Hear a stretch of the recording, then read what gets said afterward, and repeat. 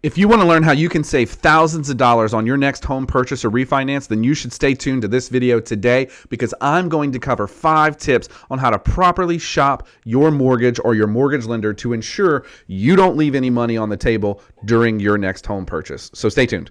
Well, hey, what's up, everyone? It's Channing, local mortgage broker, here to help you understand how to shop your mortgage rates, how to shop your mortgage lender. Maybe I'm sending you this video because you're a current client or you're checking me out on YouTube. Whatever the case is, I want to make sure that if you're going to shop, that you do it properly, that you compare apples to apples so you don't end up getting screwed, right? So that you don't spend more money than you have to. But before I do that, if you like this video, please like it. Please subscribe to the channel so you never miss another piece of content just like this. So what are the 5 tips? What are the 5 tips that we need to do in order to shop mortgage lenders properly so we don't make a mistake? Number 1 is do your own research. You need to look at other lenders besides just the ones that get referred to you. So maybe a lender was referred to you by a realtor, by a family member, or by a friend. You should do your own research. And that doesn't mean you won't end up using that lender. But statistically, most first-time home buyers only use the first lender they come in contact with.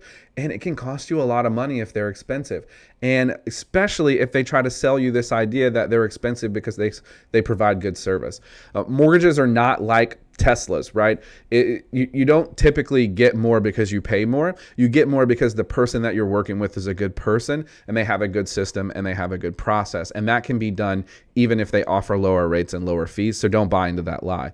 You need to prioritize local lenders to your area. And for me, this means they should be in your state or at least be familiar with your state, right? For me as a mortgage broker in Louisiana, it doesn't make a lot of sense for me to help people in Ohio where I've never even been. So you want to make sure you're working with a lender that understands the area that you're in. You want to make sure that they offer the programs that you need. You know, if you need an FHA loan and they don't offer FHA loans, or they have an overlay, where they require a 640 credit score and you're a veteran and you don't have a 640 credit score, well, guess what? VA has flexible terms. So make sure that they offer the programs and the terms that you need before jumping into it. You also want to check online reviews. You want to consider their experience. What are other clients saying about them? Are they all 5-star reviews or are they less than 5? Sometimes the guys that have all 5-star reviews kind of make me think it's fake a little bit, right? Just because sometimes things happen and people aren't happy, but their reviews overall should be positive.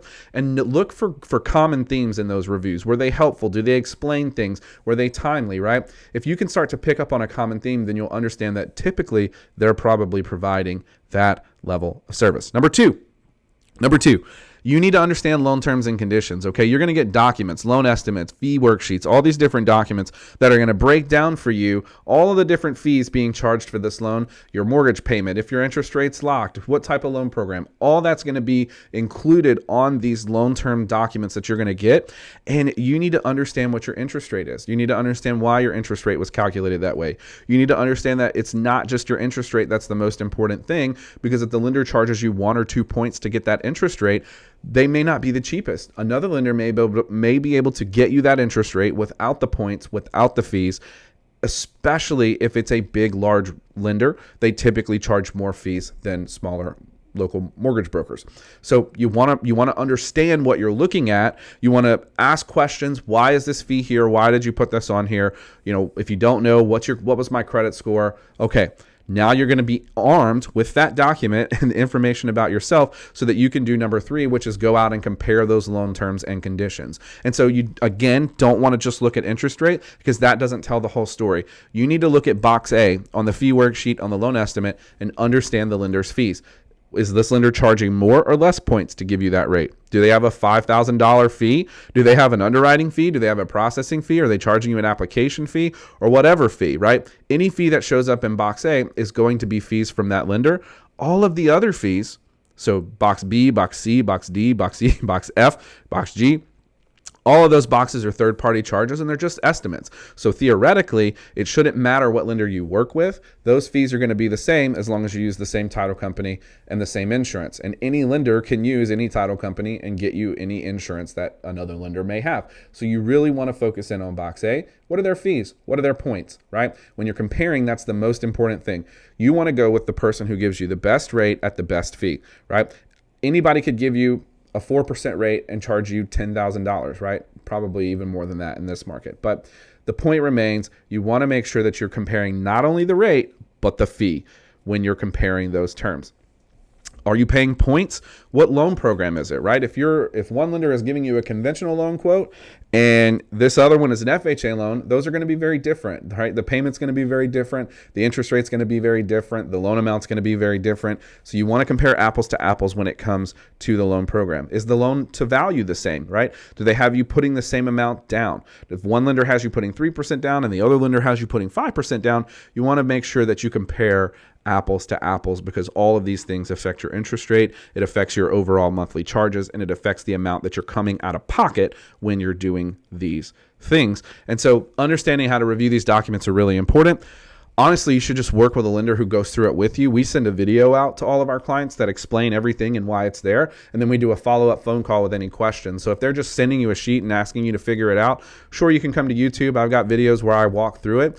But that's a red flag for me if they're not willing to walk you through that. It is the most important document you're going to have in this entire process, and it's often where games are played and where money is lost. So you want to know how to use it, and you want to compare when you're comparing. And then finally, or not finally, but number 4, you want to ask questions. Don't be afraid to ask the loan officer questions. If something doesn't feel right or look right or doesn't sound right or you don't like it, you need to tell them and you need to ask them why it's there.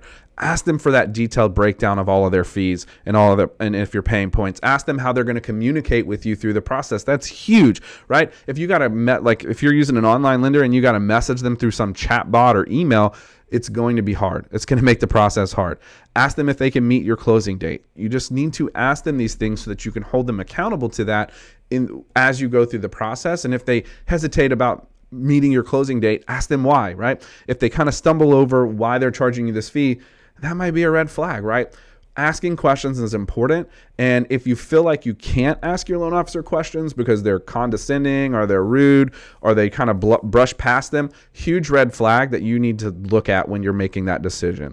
And then finally, self-promotion aside, not really, but you really should consider using a local mortgage broker because they're going to be able to do most of this stuff for you. So mortgage brokers are restricted by law on how much they can charge. We're maxed out at what we can charge, and we're paid by the lender 9 times out of 10. And so we're already cheaper off the bat than our competition, but then we also have the ability to shop multiple lenders. And so we have, for us, we have dozens of lenders. Some brokers have access to hundreds of lenders who can literally go out and find you the best term, the best rate, the best fees, so that you don't have to spend all your time doing that. And if you want to shop them, absolutely do. But if you're not actually throwing a mortgage broker in the mix, if it's just the retail banks, maybe local banks or some online lender, and you don't have a local mortgage broker in the mix, I would urge you to reconsider that and go shop with one ASAP so that you can compare the difference. So that's the 5 tips. That's 5 tips on how to shop your mortgage lender. Make sure you're shopping them this way so that you can give yourself the best advantage and so that you don't inadvertently choose a lender who's actually more expensive or is not going to close your loan or is going to be a nightmare to deal with. So if you have any questions about this, please feel free to drop a comment. If you like the video, please like the video and subscribe to the channel so that you never miss another video and it tells YouTube that this guy right here is putting out good content that people enjoy and want to hear. Otherwise, I'm Channing, and I'll see you on the next video.